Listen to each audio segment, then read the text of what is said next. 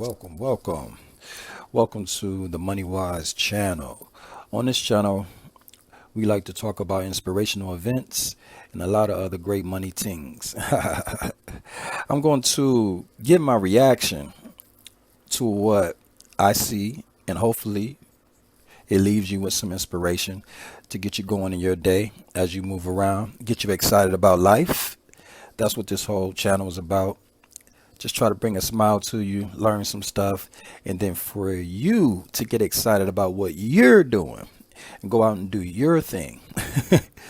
See, today I had just watched a video about Nas, and it was called Nas signed his first deal for 30,000.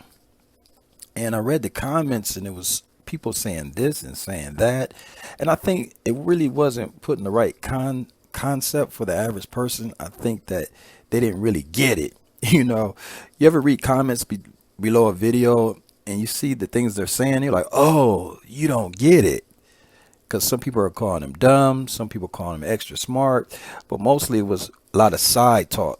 So I said, let me break it down, try to see if I can make it simple for the common man. Nas did an interview on signing his first deal for 30,000. First, we need to understand who Nas is.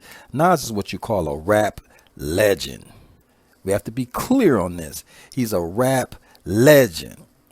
As you would say, someone like Jay-Z, Biggie, which Notorious B.I.G., Tupac, people of that nature. He's a rap legend. His real name, Nas's real name is Nasir Jones, I believe. And he's from Crown Heights, New York. He's the son of a jazz legend by the name of Oludero. And I might be tearing his name apart, but Oludero, I believe that's his father's name. And he was a jazz legend. And the thing about music, when people were coming up, especially jazz artists, they were traveling. They were doing this thing called the chitlin circuit. And that was just small hole in the wall clubs, and they would do some big things, but really they wasn't making a lot of money with those deals. And they didn't even get 30K for their deals. They weren't getting anything. So you have to kind of evaluate that whole thing in the thought process when you're thinking about Nas taking his deal for 30,000, because clearly that was way more than his father probably got. So to him, that would be kind of exciting. He's only like 18, 19 years old. So that's a lot of money at that age if you never really seen any money, because he was in the projects. He was living in the projects. He was under poverty. Let's put it like that. He wasn't doing very well overall, him and his family. So getting 30,000 would be a big deal for someone like that. Now, if you're honest about that, you'll say yes. If not, you'll say no, 30,000 is nothing. But let's be honest. That's a lot of money if you don't have anything. So him taking his first deal for 30,000 as a teenager, you got to think the way he's looking at it. And you also have to remember this, because a lot of people say, well, I'll do it independent. Most people that say they're doing independent are not really doing anything. But for those that is, let's be clear. Nas' career started before social networks, right? It started before the internet push. It started before you could get distribution just on digital. There was no digital. You had to sign a deal so they can print it up and put it out everywhere, pay for radio, promote it. All these things had to be done. It wasn't like now you can just, I'll just throw my stuff up. It's not like that. And that doesn't even work today. You can't just throw your stuff up with a prayer. Or some of y'all with blunt smoke. You have to actually still do some marketing and promoting. And marketing and promoting is not the same thing. We'll get into that another day. My point is, he didn't have those options. Those tools wasn't something he could actually touch. Him, Jay-Z, all of them. So he took the deal. He signed the deal in 1991. As you see, those dates are a minute ago, 1991. He dropped his first album, which is a classic to anybody that understands hip hop. It was called Illmatic. He dropped that. believe in 94, somewhere in that area. I would say, I don't know about that date, but I know that it was earlier in that time period. So let's say this. Getting a record deal was hard. It wasn't easy. And you got to understand, Steve Stout, that's the one that actually got him the deal. Now today, Steve Stout is known as the king of independence. He has a company called United Masters. And most people say, oh, he's all about independence. All you hear him do is talk about independence. But at one time, he was the leader of that deal things, giving people deals. He worked at Interscope. They was over this thing they called black music. I think they call it urban music today. He was the one giving those deals, making it happen. He was the one that got Nas signed for $30,000. The guy that pushes independence, because things have changed today. It's a difference. So when you're judging Nas about signing for $30,000, you have to really make this make sense. This is during the time where R&B music was at its height. R&B music and rock and roll. Hip hop was getting no love. So for him to get $30,000, that was a big deal. His overall budget, he said, was $250,000. That's $250,000. Most people weren't seeing that, especially coming out of poverty, getting that much money to push them, plus like $30,000 in his pocket. That was a lot of money. I believe Nas said it was amazing.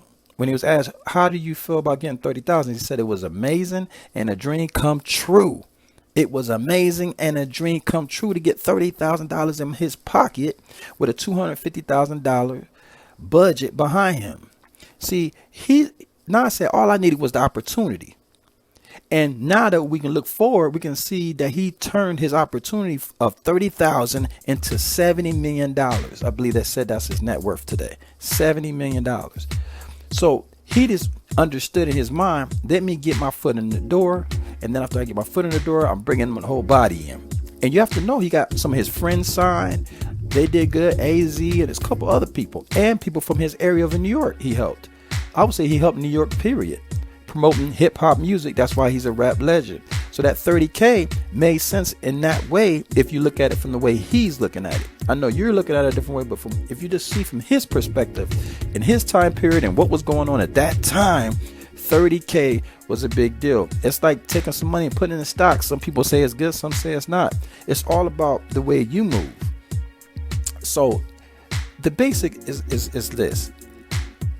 Nas understood early that they were putting all the money up, that he had no leverage. They were betting on him. If they put the quarter million up and it does well, they make a lot of money, as they should. If they put the quarter million up and it does terrible, then they lose. There was nothing to say hip hop was doing anything at that time period. It was a dangerous time. Like I said, rock and roll and R&B music was the top music at that time. All you got to do is look back in that time period and you'll get a better vision, because today hip hop dominates so much. I think people get it twisted. So also, you know, when you look at this, he said he had no leverage. You have to understand the basic record deal is you sign and you sign over most or all your rights, or you negotiate the best thing for you. You get some upfront money and you take that money and you do with it to continue to grow your brand. And you need to recoup all the money that they gave you before you start to receive money. Most people take that upfront money and they go do what they need to do. They continue to grow their brand and it works out for them in the end. I guess the thing is it fair or is it unfair? I'll say this. It's really up to you and what type of person you are. Different strokes, different folks. There's no judgment overall to me. If you think you can't do it yourself, or you don't have the money, the finance, the capital to start a business or whatever, you might need to go somewhere and get a loan for somebody to help you. Because that's what a record company is, basically a loan with a couple caveats in there that you need to roll with. So get a loan. If you have the money yourself, then do it yourself. Don't pay the interest. That's how I see it, just like that. Neither side is bad to me. You need to do what's best for you. So you guys get in the comments, or you guys let me know what you think. But my thing overall is stay excited about life. We'll be dropping more videos trying to inspire you. Faith without works is dead. Remember, keep your eyes out for the small things as you're doing the big things. Like and subscribe to the MoneyWise channel for more wisdom. And remember, the plans may change, but the goals stay the same. Like and subscribe. I'll see you in the next video. Yep.